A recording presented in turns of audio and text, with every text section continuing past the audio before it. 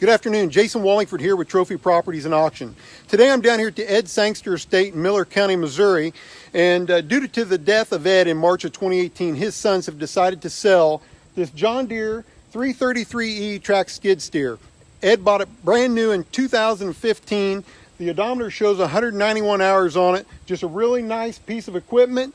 And it will be selling at online-only auction, and complete details can be found at trophypa.com. Again, that's www.trophypa.com. Thanks a lot.